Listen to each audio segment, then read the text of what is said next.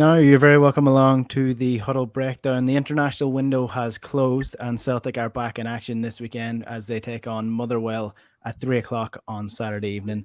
The Huddle Breakdown, we have no games to review, so we're going to look ahead to that game. We're looking ahead to the Motherwell game tomorrow with Joko James, who's on the line as well. Joko, how are you? I'm hanging in there. My voice will be a little off. It's a non-COVID virus, so for people watching or listening, you're not going to catch COVID from me. Yeah, it definitely doesn't come through the mic anyway. We know that much. So hopefully you will make it through safe and sound, and it But won't be a is that Hyogo is that situation where you're is just that injured. science or something, Enda, that you can't get it through the It's a wonderful microphone? thing. Well, I'm just presuming. I'm hoping that you can't. Anyway, Alan Morrison is the other voice you can hear there. Alan, how are you getting on? Yeah, good. Thanks, Enda. Yeah, good to be back. Yeah, so it seemed like it was a long couple of weeks in terms of the world of football. International football always sort of takes it out of you after the couple of days. Once it's passed, the excitement passes.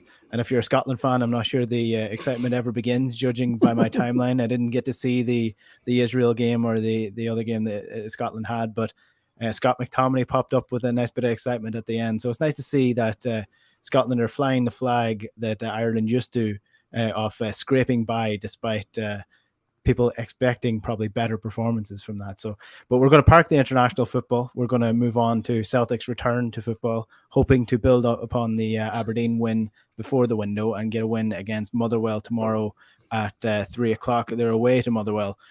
This is an interesting game for a number of reasons, mainly because Celtic have been very stop-start this season, and I guess the international window comes at a good time in terms of Celtic injuries, but a bad time when it comes to building momentum. So I think momentum is something that we're going to have to look at here. Is this a game where we come out flying after the international break? Some players have got a rest that they needed, or is this a game where then we might see a couple of changes from Ange, and it might be a little bit of a change system? Alan, what are your initial thoughts looking at this Motherwell game? Yeah, I mean, I took the view that on balance, the international break was a good thing. I think the opportunity to get onto the training pitch, the opportunity for bodies to heal and to get more depth in the squad outweighed any sort of idea of momentum, because the Aberdeen performance, frankly, was not a great one anyway. So it was momentum in terms of result, but not in terms of performance, I would say. So this is going to be another tough game. Motherwell have made a really good start to the season. Although when you actually break down their results, they've probably lost to Hearts and Hibs, who are arguably formed teams in the league. And they've beaten three, I think we'd all argue, pretty poor teams in Livingston, Ross County and Dundee. And they were unlucky to draw at Ibrox in that, the goal against them was way offside. And their best result, therefore, has probably been beating Aberdeen 2-0. As we saw the other day, Aberdeen are probably not the best either. So, yes, on the face of it, great start, but they've probably won the games you might expect, and they've probably not won the games that you might expect as well. I think that they've built their relatively good start, having said all that, on a very settled side. They'll set up with a 4-3-3. They'll play three attackers. I think they're going to be quite aggressive in attack. And it's going to be interesting, because if you look at both teams' performance data, both sides are strongest when going forward, basically. So this could potentially be a bit of an Ange special in terms of number of goals. Celtic, by just about every measure that there is, are the top attacking team in the SPFL this season, and Motherwell are probably pick up some of theirs. They're fourth in the league for shots on target, but only 10th for shots outside the box. So they're making good shot selections. They're actually, and here's a familiar warning sign, they're second in the league for expected goals from set pieces. Oh dear. And they're also only second to Celtic for the quality of the shots on average in terms of expected goals value per shot. They are second to Celtic, which is good. And they're also second to Celtic in the number of big chances they create during a game. So they're not necessarily creating the most chances, but they seem to be creating good quality chances, and often from set pieces. But it's going to be another game where the defence are going to be on the turn. This is a team which is 11th in the league for total number of passes and total number of touches. They're going to go long, and they're going to press aggressively from the front. If you look at their front players, Woolery, Van Veen and Tony Watt, who's got 4 goals, The front three have scored 7 goals between them this season, and they've also got 7 yellow cards. So again, this is going to be a team who, they actually are joint top with Livingston, with 24 yellows and 1 red. So this is going to be a high pressing, high duel game. I think defensively they're similar to Celtic in that Celtic, whilst they rank top across all the attacking metrics I can find, Celtic are probably second or third in most of the defensive ones, and this is like almost Postecoglou's turned Celtic into a classic Postecoglou side almost immediately, which is quite something. So in terms of Motherwell, though, if you look at their defensive performance, they do give up a lot of shots, and they're also happy to let teams shoot from outside the box, and that might come from this quite aggressive 4-3-3 shape. Kelly, their goalkeeper, makes just nearly 4 saves a game, which is the second most in the league, but he's having a great season. And also, as I say, they're also got a bit of resilience about them. In 3 out of the 8 games this season, they've come back from being in a losing position to actually get points. So they've got a bit about them in that regard. So that's what the data says. I think, what would I summarize from that? I would summarize both teams, as I say, much stronger going forward than in defence. They're going to be very direct. They're going to be very much in Celtic's faces. But with Celtic's attack, if the Celtic do get at them, there's going to be chances to be had there. There are a couple of comments coming in already on the YouTube channel. Oh, no. What have I done? No. They're all good. They're all good, Alan. Some of them are praising your performance on Celtic State of Mind last week. I saw you pop up there as well. Good to see you on that, and pass on our congratulations to Axum and the lads, and absolutely. Paul John Dykes, who have taken home another award again. I think that's 2 years in a row now. So two firsts and 1 third. Amazing. Yeah. Absolutely brilliant. Yeah. Well done. Yeah, really good stuff from another Celtic podcast as well. So it's good to see that. There are questions coming in as well on our Twitter account at Huddle Breakdown, and a lot of them are about the starting lineup and how Celtic might potentially change things, and how the international break is not all bad. You do get an opportunity to work on things on the training ground. One thing coming in from Boys Analytics from Ross, he's asking, will we eventually see Celtic go with 2 up top? I did see Ange talking about Jake Marcus and saying that he's getting fitter, and that he's liking the looks of where he's at the minute. Could Kyogo and Jake Marcus play up front together as a combo? James, I'll let you field that one. Is that something you could see happening in this game, or even in general for Celtic going forward? I'd be surprised for this game.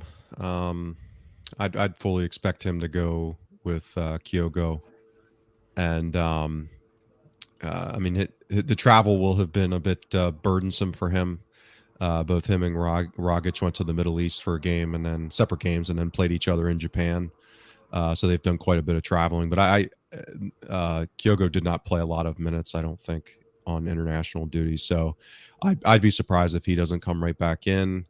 I could see it as a kind of a late game change up, kind of a hybrid where, he put Kyogo nominally out left, and then he could move in and invert. It's based off of what I've seen from Giakoumakis, he's not really a link up striker. He's more of an guy in the box, kind of a poacher, guy who's going to get on the end of crosses. Quite good.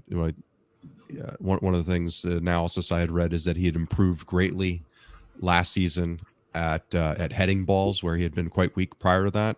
And that was one aspect of his game he really worked on and had a huge payoff. A lot of his goals were from headed balls last season. So I could see it as kind of a change up. I'm not sure I see them playing together. That'd be a pretty extreme shift in Ange's system or setup, I would think.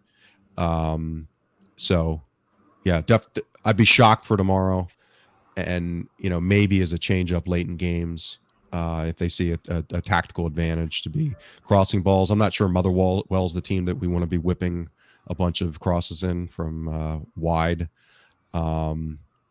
given their reasonable size. I mean, I think they're forget the guy's name, but one of their fullbacks is 6'2", I think. So, bigger than any of our center backs. So, they're pretty big, even O'Donnell's a decent size for a fullback. And I think their 2 center backs are like 6'3", so they've got pretty good size. So yeah, I'd be surprised.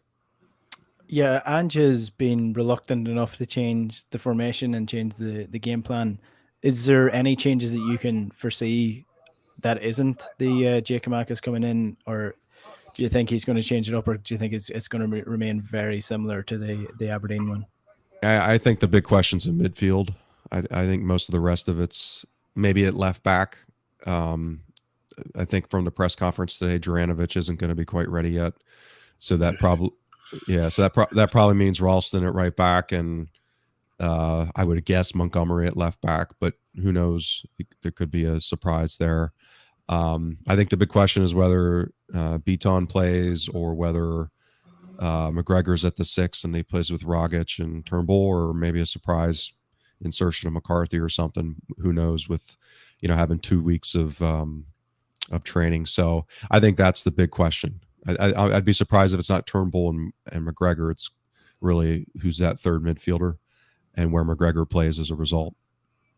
Okay, and what would your thoughts be on that then, Alan? Do you think there's a game that Beaton can be decisive in terms of his ball progression, I guess, as opposed to James McCarthy, who's very much a ball winner?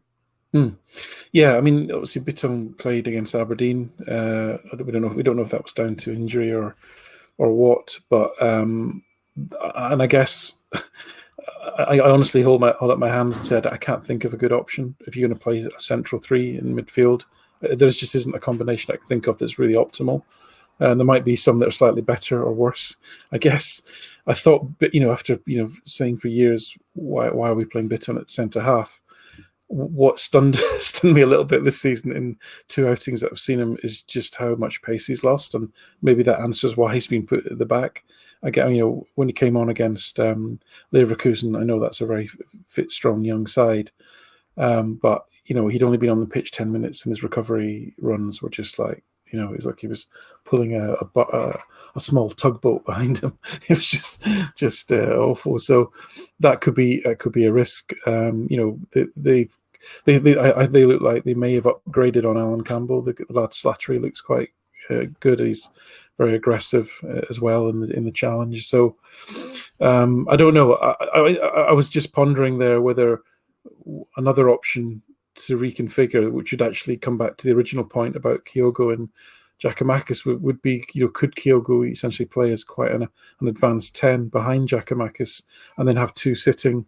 At least you'd have 2 players probably playing in their preferred position. But that probably mean you're dropping both Turnbull and Rogic, and I just don't see Postecoglou doing that. So I suspect, given that Beaton wasn't terrible against Aberdeen, that we'll go with the same 3 that played against Aberdeen, and Rogic will be on the bench. And that to me, that was one of the pluses of that game, was the fact he came on and provided that killer pass. That's the sort of depth and capability off the bench that we want to see from the squad that we haven't had all season, frankly. So that was a real positive for me, that game-changing player that can come on. The Celtic should have 2 or 3 of those on the bench, given the wage disparity that they have over the rest of the league. But otherwise, I would just really hope that Juranovic was fit, basically. Yeah, I think the other thing with kind of leans in Beaton's favor is he does add a little more height, and as Alan had said, Motherwell's one of probably their biggest strength is attacking cross balls. I think Ross from Boys Analytics had commented on that. I think 7 of the 8 goals that we've conceded have been from cross balls in the league this season, and Motherwell's an interesting case because they're one of the teams where their stats bomb data is different than most other vendors because of how many times they shoot off headers, and that's a delineation in stats bomb's XG model. They actually take into account the height of the ball on crosses. So whereas like Y Scout, if a guy gets a head on the ball, it gets the same XG value whether he's on his tippy toes and just glances off, or whether it's actually at a height that's at a reasonable level to head the ball well.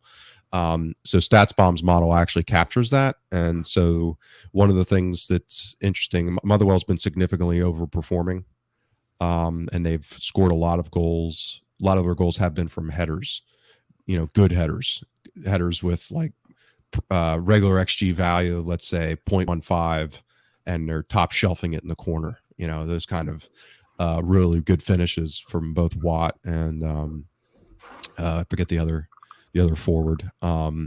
So that's interesting because it is a matchup issue. I agree with Alan. They're probably, I think their league average is like 40% possession.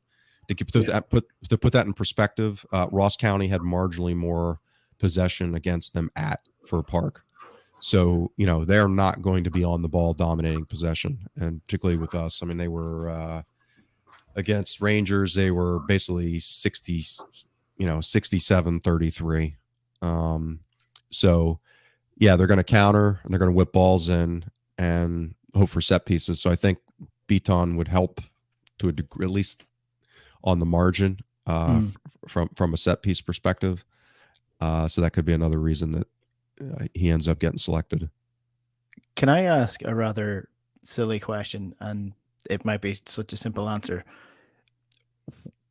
Why doesn't Ange flip the midfield three? So that, like, the way that he plays at the minute is a 6 and basically an 8 and a 10. So 1 set, 2 forward. Why does he not flip that with 2 back, 1 forward, play the best number 10, be that Turnbull or Rogic in the position, play McGregor slightly further back, and then beat on McCarthy or whoever? Or is that exactly the same thing that we're doing right now? Am I just asking an absolutely ridiculous question? No, I it's been fairly fluid. I mean, when McGregor's been at the 6, we haven't really needed 2 sitters because of how dynamic he is. So for the most part, he's in there with an inverted fullback. So that's for the most part, we've had an inverted fullback kind of playing that central midfielder role. And then that allows the 2 8s to get forward in a more attacking position. So I suspect if he were to go with 2 6s like Beaton and McGregor playing deeper, then he probably wouldn't invert the fullbacks. So again, I don't have a strong view on that one way or the other, because as Alan said, I don't think there's a good solution necessarily. It's just, different positives and negatives, no matter what the composition is. And some of it may be just, ingraining the system and prioritizing the learning curve as opposed to trying to be too dynamic and switching things up constantly. As these guys, learn how to play these roles. I mean, McGregor's suggested that in some of his interviews, I think, where, I think it's pretty clear that they're still ascending that learning curve as a squad. So yeah, I think Alan said before, I mean, we have gone with 2 sitters later in games with a 10, but that's been more, when we've been ahead and they're trying to kind of close the game out or see the game out in the last 15 or 20 minutes. Yeah. That actually does bring me on to a question that comes in from @Celtic_Martin on Twitter, where he asks, when Juranovic returns from injury, who should make way for him? Is it Ralston or Montgomery? So we've seen a lot of Juranovic at left back. We have not seen a lot of Juranovic at right back, where he was brought in to play. I would say, just from watching the short period of time that we've seen Juranovic at, he is definitely the player that I would see as most comfortable doing that inverted role. Montgomery for me has been really impressive when I've watched him, especially, filling in where might not necessarily be his strongest position. So in terms of the fullbacks, I mean, is it again once a toss up between an okay and a mediocre choice when it comes to Montgomery and Ralston doing that inverted role, or who do you guys see as the most comfortable at the minute with Juranovic out injured? Yeah, I mean, we're not seeing a lot of Juranovic, but in terms of watching him for Croatia and the little bits I've seen, I would anticipate he will be a huge improvement on Ralston. And again, I feel really bad if people think I'm in any way criticising Ralston, because the guy's running through brick walls for Celtic at the moment and absolutely putting everything out there you could possibly give in terms of commitment, effort, work rate. All those things are in spades with Ralston. You cannot fault anything he's put into the game in that sense. But unfortunately, the quality is just not there. So listen, one of the reasons I started Celtic by Numbers was to avoid glib statements like that of, oh, he's just not good enough, and actually try and think of a way to articulate that using facts rather than just going, oh, he's just not good enough. So I do promise here to put something out about Ralston that tries to put into context why he isn't the standard that I think Celtic need, and that's only fair. But essentially, I'm and I've not looked at this, right, but I'm predicting it will be just the use of the ball, recovery ability. We've seen in his final third, it's just not the type of attacking fullback that you need in if you're playing the way that Celtic play under that system. It's going to be one of the major issues. I suspect defensively he's going to be okay, pretty decent, I would say, probably average maybe if you look at the pool of recent right backs, but attacking wise, just way short of where the sort of fullback that Celtic need. So for me, Juranovic would absolutely come in for him as soon as he's fit. On the left, I think Montgomery.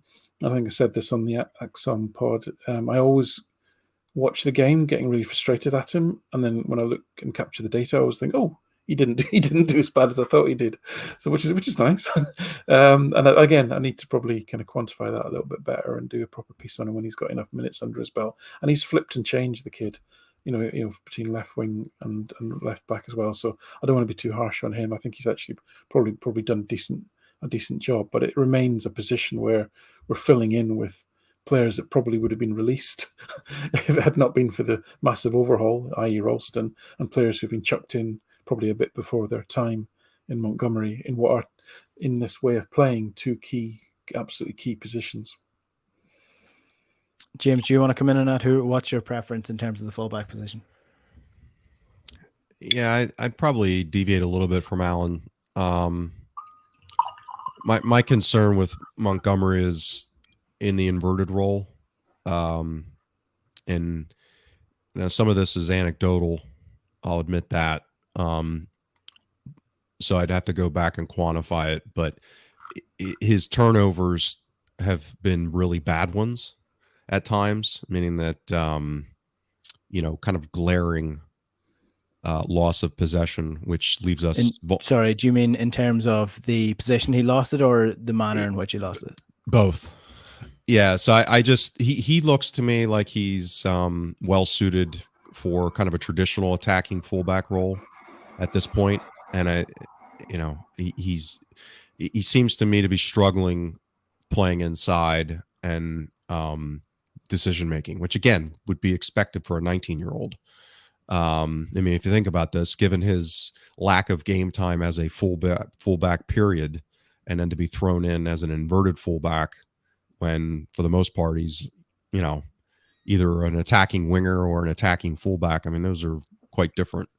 So, I mean, he's pretty clearly got the pace and the dribbling ability. My concern's more so on the decision making. So I'd probably lean towards Juranovic on the left and Ralston on the right, but it's not a strong bias or an opinion. I don't think it's it's kind of like the midfield. I don't. It's which form of less optimal do you want? And I think because Juranovic is pretty good with both feet, I think it actually suits that inverted role coming in off the left. It's kind of another midfielder almost. And because of how left side dominant we still are, I'd rather have his skill level on the left to link up with Jota, and again maybe McGregor as the attacking eight on that side. But again, I don't it's not a hill I'd be willing to die on. Yeah. Well, that's what I was actually going to say. I was going to bring out my heavy bias against left footers and say that I trust a right footer going into the midfield a lot sooner than I trust an absolute left dominant player like Montgomery going into the midfield. Because I mean, like if he has to turn around, he has to get it onto his left foot. He's very much far more comfortable on the ball when it comes to being on his left foot. So it's an interesting one, and it's definitely one that I don't know has worked all that well with the players that we're doing it with. But again, we're at this point now where we don't have any other players to do it with. So you either progress with the system that you're playing or you change it altogether. So in terms of the game in hand, the Motherwell game on Saturday, I know it's a couple of weeks since the Aberdeen game, but if I asked you to give me one thing in particular that you want to see that improves in terms of the Celtic performance, Alan, what would it be? That's a good question. So I'm thinking about that in another part of my brain, if that's possible. It may not even be possible. You might be surprised to know that Montgomery and Ralston lose possession in the defensive third, so their own defensive third, significantly less times than Juranovic and Taylor, which has surprised me as well. And also, they lose the ball in the attacking third less often than Juranovic and Taylor. What about the middle? Don't count that. Actually, I could probably work that out, but I'm not going to do it now. Yeah, so that's we'll come back interesting. Yeah. So I mean, I always kind of think that Montgomery gives the ball away a lot as a general observation, and then find out he didn't give it away as many times as well. And it might be down to what James said, which is when he does give the ball away, sometimes it's like, oh, that's not a good place, rather than the volume of times. Have I managed to avoid your hard question, or because I've forgotten what it was? It was what do you want to see improved on from Celtic in this game against Motherwell from the Aberdeen game? Yeah, I think it's for me it's defensive organisation, midfield cohesion. It would be kind of boring things. If you look at the attacking data, Celtic are ranked first on all sorts of things. I'll just throw some examples at you. Expected goals, number of shots on target, shots inside the box, shots outside the box, number of post shot expected goals, open play expected goals, number of saves the opposition goalkeeper has to make, and even the quality of shots, the average XG per shot. Celtic are way ahead of anyone else. All those things are massively important and would set you up nicely for a really good league challenge. But it's the other end of the park, as we know. So what do I want to see? I want to see, Starfelt, Carter Vickers, and Hart, a real kind of understanding there. Really, better defensive arrangement in transition, so better organisation, better getting back into shape. If Bitton does play, just a bit more solidity again in midfield. So probably looking for the absence of danger at our end more than anything as an improvement, and that would be a big step forward, because we are not doing as well at that end as everyone. It's obvious to everybody, but if you look at the stats as well, it's obvious that is where we're lacking. We're not ranked first in all the defensive kind of KPIs. James, what about you? Yeah, so I'll take a little, for diversity's sake, I'll take a little different tack than Alan. I'm a little concerned about our ability to create, actually. Because I went back and looked a little bit more granularly at the attacking data and the chance creation, and we're only talking about 8 games, so obviously we have to always caveat it with that. But a lot of our attacking output came when we had some mix of Edouard, Christie, and Forrest in the side. Now, obviously, they weren't all in totally that entire period, but if you back out those games, our chance creation's been fine. It hasn't been anything that would be a huge red flag, but it's not what I think those 2 big games kind of tilt things, as Alan has talked about before. I mean, 8 games and 2 of them are outliers. Obviously, it's going to really hit the averages.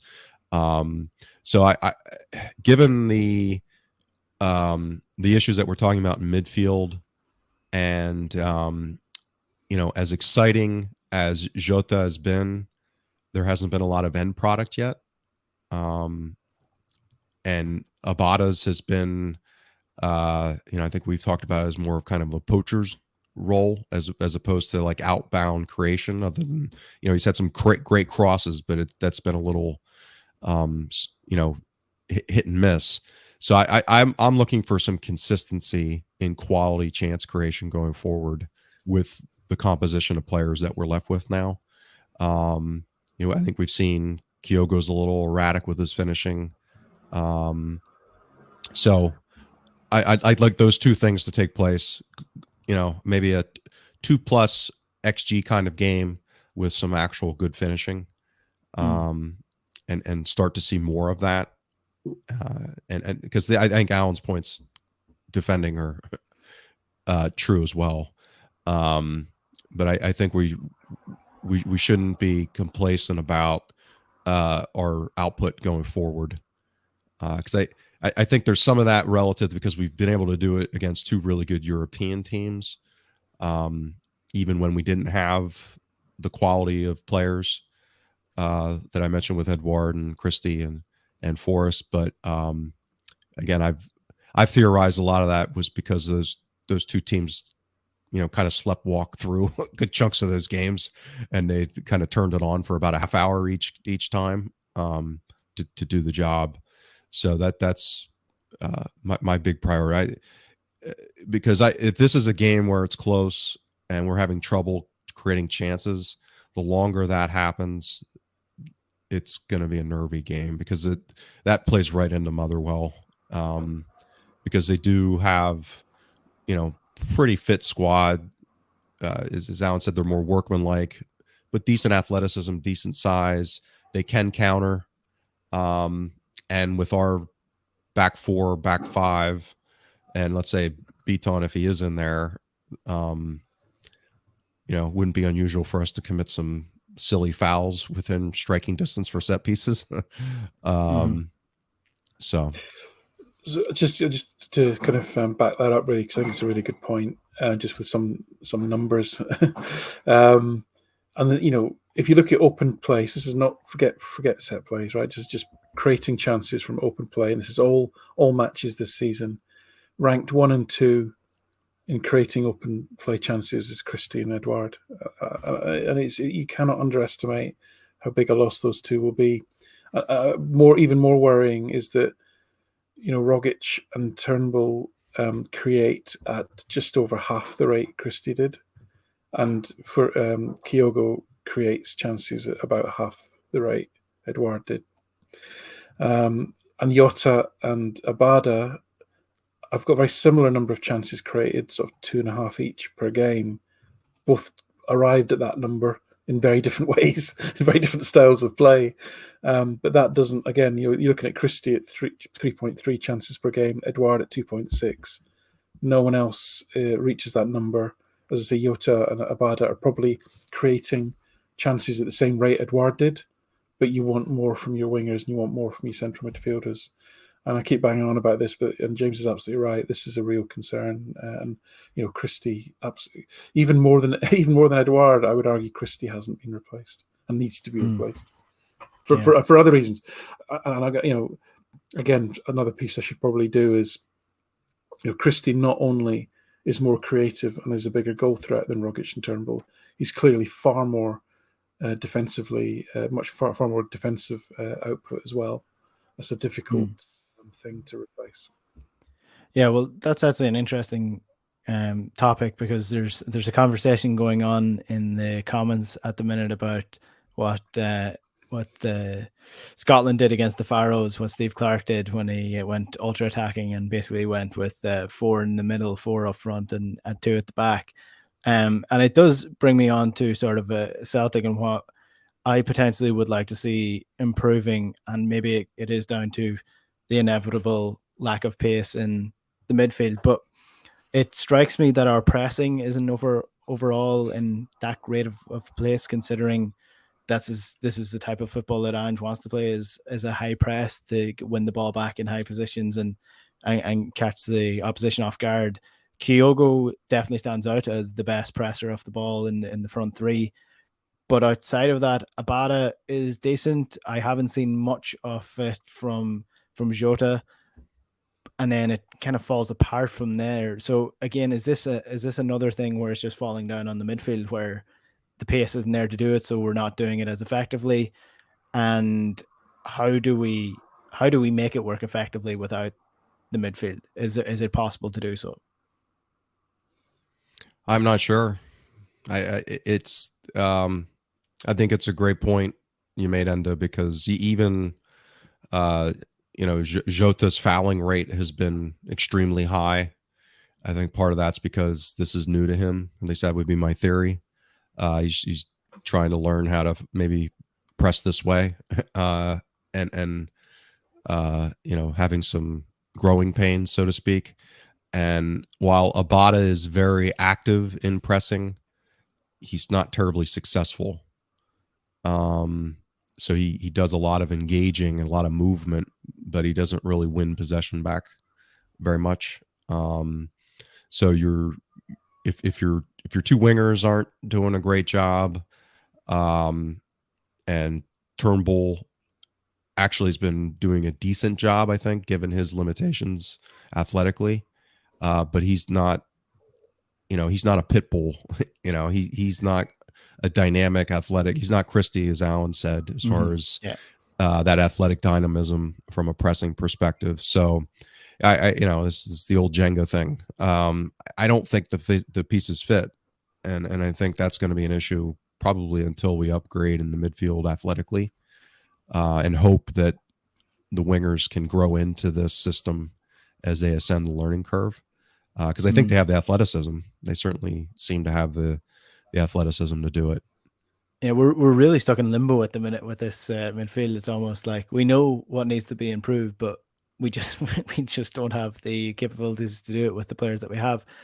One last question on the pressing game, I guess, Alan, is how does the inverted fullback position affect the ability to press high? Because I mean, if you're the opposition who are passing out from the back, if that channel down the left-hand side, down the wing, past the forward who is pressing you is open because the fullbacks are inverted, does that open up passing lanes for them to get out fairly easily? Should the fullbacks be not inverted, or just playing normal pressing game when we are on the high press, and then work our way in when we're in possession? Or is that something that we're already doing?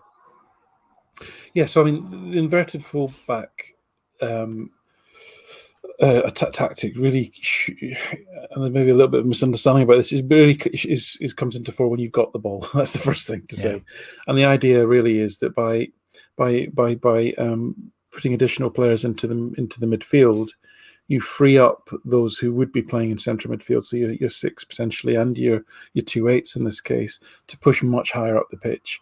So that allows them to get into more forward positions, allows them to get into the half spaces, so between the striker and then the wingers.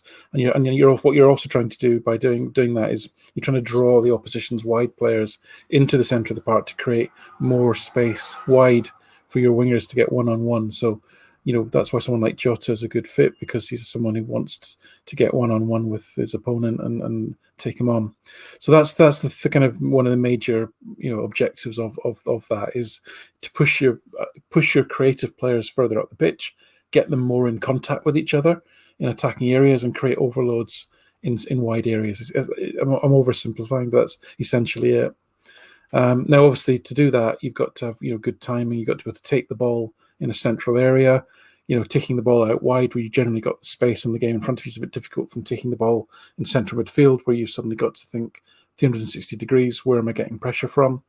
And then you've got to obviously then pick a pass, which probably breaks at least one line to get the ball to your creative players. So it's pretty demanding as a role, and we absolutely don't, outside of Juranovic, like we said, probably don't have the fullbacks to do that. And as you rightly said, Enda, we don't have then if we do lose the ball, the attacking players in midfield, the ability to win the ball back. And again, just to give you some context for that, if you look at just challenges won, so this is any challenge, You've got Rogic at about 2.3. You've got Turnbull at 1.8. Again, Christie 5.4. I mean, it's a completely different player. This is a different job, right? So and so we're asking two players who might win you one or two challenges a game to be effectively trying to win the ball high up the pitch. Now Abada and Jota probably do slightly better than that, but again, if they're not like monsters like Christie was for ball winning.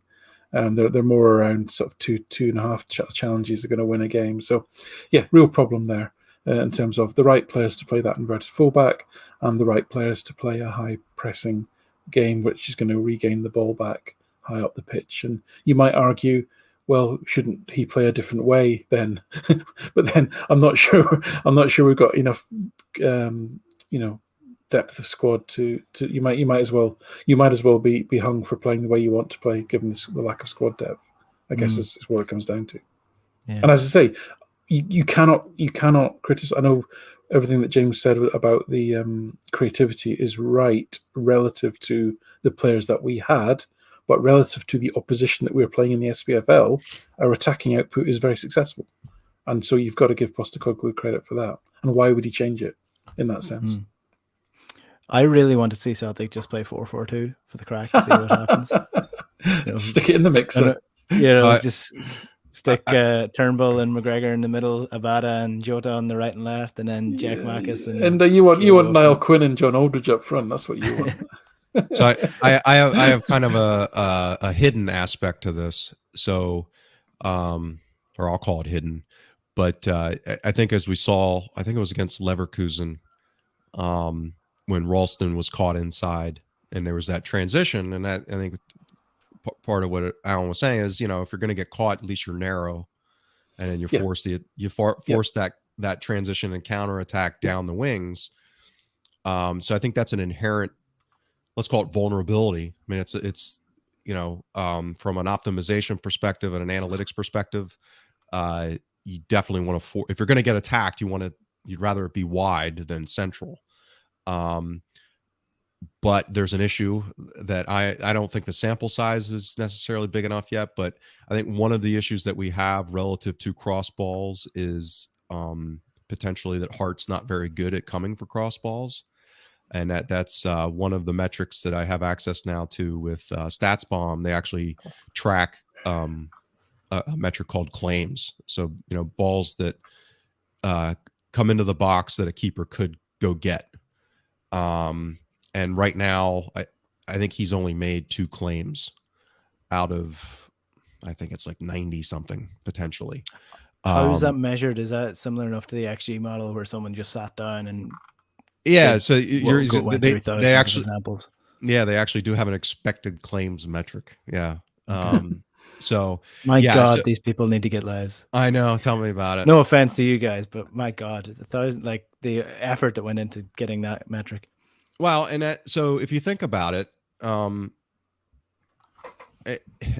this will maybe send some people a little batty, but from a shot stopping perspective, people say, well, you want your keeper to be a shot stopper. Well, that's true, obviously. I mean, all other things being equal, you want somebody that can stop shots. But if you have a keeper that doesn't claim crosses very well, and they're going to see a higher volume of shots, even if they're a better shot stopper, even if they save more than they otherwise should, so to speak, if they're going to face more shots as a result of not going for crosses, then you could actually have a worse goalkeeper from a value perspective, from an actual perspective of limiting goals from being scored, right? Because ultimately that's what the keeper's job is. So, and that was probably the one thing that Barkas stood out in his data when he played last season. His claim rate was over 3 times that of Hart is so far this season. And this is not to suggest that Barkas is or was a better keeper. His StatsBomb data certainly pointed towards his poor shot stopping. So it's not as if this claims data is like in isolation, right? So their metrics for shot stopping had Barkas poor for shot stopping. But Celtic only surrendered like 0.45 goals per Barkas start last season. Which if you add it all up, that's, why was that? Why did we give up so few goals? And I think one of the reasons was he was quite good at coming out for the ball. And with Ange's system, with our vulnerabilities down the flanks, that might be an area with cross balls that we're going to continue. We're just going to have to live with this problem. And when you add in the fact that we have center backs that aren't pacey and that aren't, necessarily great at defending in the air, you start talking about how the pieces fit together. You have a keeper that doesn't really come off the line very well, and you have center backs that don't really defend aerial balls all that well. Well, and that's the irony. Like, I don't even think we've been targeted that much aerially yet. So it could be something that teams gravitate towards or move towards, or, if I was them, I would be. Let's put it that way, because there's starting to be a real emergence of a vulnerability there as far as what I can see. Well, that's the thing about, proactive versus reactive when it comes to a position like goalkeeping. Like a proactive keeper comes and claims those balls. Reactive waits for the shot to happen to see if they'll bet their odds in saving it. So maybe that's just the way Joe Hart has been wired in terms of his. And there's an athleticism part to it. Forster wasn't great at coming for balls either. I mean, he was okay, but he had a big fist though. He used to just batter people out of the way more than anything. Yeah, but when you're that big, I mean, it's harder to find a guy who's that big that is also has the lateral quickness, kind of the fast twitch to get out like that. So,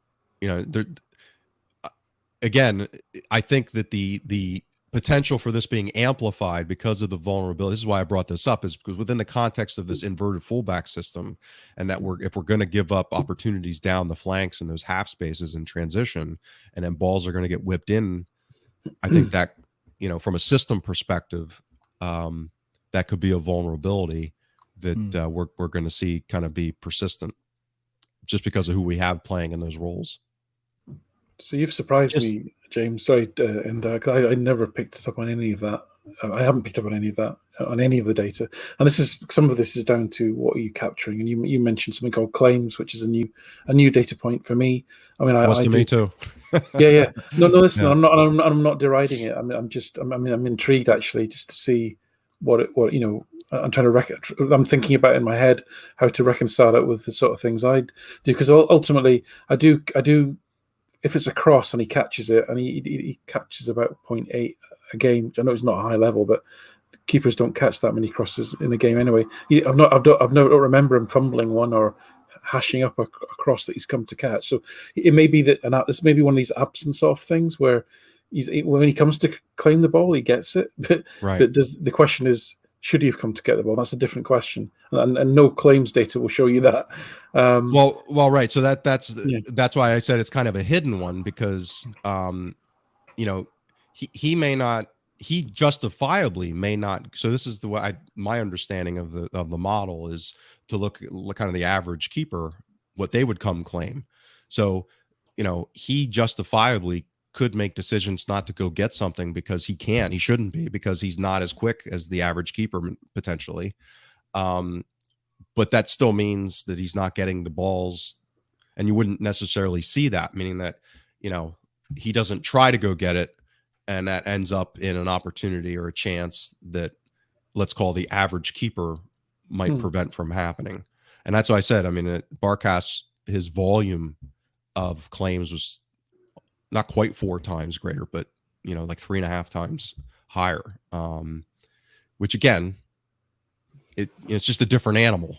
It's how some of these metrics can be interesting as far as how to quantify how the actual keepers actually offer value in goal prevention. So I realize it wasn't you that made up this new metric, so you might not have this answer. But it strikes me that, one potential flaw in it could be I would suggest that worse keepers would come to claim more balls than good keepers and have a higher fail rate. Do you think that might potentially skew the metric a little bit in terms of what the average keeper might come for? Like, would a top level goalkeeper come for as many balls as a lower level goalkeeper and potentially face as many crosses, that kind of thing? So there's success rate. They have a bunch of different metrics. So you can quantify kind of how many they should try to come for relative to the average keeper, how many they were successful on relative to the average keeper, and look at whether or not they're good or not. And again, it's only 8 games, so I'm not saying that this is handed down on tablets. It's just to me, commonsensically, it has some resonance, meaning that he's a big guy. He's not terribly quick. So my bias just intuitively would be, well, maybe he wouldn't be that great at coming for crosses. He profiles that way. And I think sorry, Jim, you got to put this into context as well. If like we talk about this, and it's fascinating with goalkeepers. We talk about this balance between, good with his feet versus shot stopping versus now we're talking about ability to come and claim the ball. And it's like, which of these things should we weight the most? Which things are more important? Because as I keep saying, Hearts like involved in passing the ball 40, 45 times in a match. Is that distributing the ball 45 times and the outcome from that distribution more important than the 1.5 saves he might make? Right. Yeah. And similarly with crosses. So this is SPFL only, but Celtic actually allow the least crosses in the league, right? Yep. Of 14 per game. To give you some context, Motherwell allow 24 crosses. Now, off those 14 crosses, only just under 4 are deemed successful. So we're talking about Hart making a decision on 4 crosses potentially a game on average, of which all of them may be nowhere near him, right? or one of them might be somewhere near him, and that's what we're talking about. And how important is that ability versus shot stopping versus passing versus other things? Yeah. So I just wanted to give you that kind of context for. So Celtic actually do pretty good job of stopping crosses, and they don't actually allow that many crosses into the box. And certainly, we're talking about less than 4 that are successful. So, and I've not had him, as I say, I've not had him down as I would. For me, this would be covered in. I do look at specifically either catching a cross or fumbling it, and then the defensive error stat is how many, and he's quite low on errors so far, Hart, and then recoveries, and he's very high on recoveries, but most of those recoveries are because teams are blattering the ball up the park over the defenders, and then he's coming out to collect the ball. So I don't differentiate between a claim, which might be coming out and catching the ball, versus a recovery, which is the ball's been blatted at him and he's come and got it. And that's where data can be very tricky in terms of defining those things very clearly and what they mean. But anyway, the point I'm making is we're talking about quite a specific incident in a game here, and how important is that claim ability versus these other things we talked about. 100% agree. Yeah. We should have an expected claims segment on this show where we talk about one incident again. Come up with 25 minutes. how many of our claims actually come to fruition in terms of what we're saying on the podcast. Look, we're getting on in the time here, so I guess we'll start wrapping this up. In terms of the Motherwell game specifically, 3 p.m. kickoff. It's in Motherwell. What are we expecting? Are we expecting a win? Are we expecting a tight game? I would expect Celtic to concede in this, I would say, by the sounds of the set piece power that Motherwell have. I'll get a prediction from the two of you. I know you don't really like doing predictions, but even just the predicted sort of performance that we're going to see. Go ahead, Alan. Damn you. No, I don't. And the last time I did this was Livingston, and Livingston were like literally, you had Celtic ranked 1-1-1-1-1. You had Livingston 12-12-12-12-12, and it was like, yeah, of course we're going to win, which just goes to show you. No, listen, as I said, I think it will be an attacking game. I think in terms of both teams, that's where the strengths lie. So there's going to be goals, I think, at both ends. So I'm going to go for a one goal Celtic win, but it could be like a 2-1 or a 3-2 or something like that. James? Yeah, I'll say this is a game I think it can be overstated as far as saying it's a huge game or something like that. But I think from a profile perspective, this is a game that we absolutely should be winning if we're going to be serious title contenders. So I'll be optimistic and say 3-1. I actually don't think they'll create a lot against us. And because of their, little bit of lack of skill in technical skill. So I think we will completely dominate possession. I wouldn't be surprised if it's 70-75%. So it's going to be whether or not they can convert a couple, and they have been successful at doing that, but I'm going with a little bit of mean reversion against them. That's my bet here. So I'll go 3-1. Cool. I'm going to go with a sort of a gambling term in terms of I think Celtic will win both half. So I think you degenerate. They'll be in the lead at halftime, and they will also score more goals than Motherwell in the second half as well. But I do think Motherwell will score. So don't put any money on what I'm saying. I'm not the stats man on this podcast. I'm making it up as I go along. That is the Huddle Breakdown in the bank for another week. A rare opportunity to actually preview the game and look ahead to the games rather than review them. So Motherwell is 3:00 tomorrow. Hope you all enjoy the game. James Allen, thanks very much for that. Thanks, guys. Enjoy the game.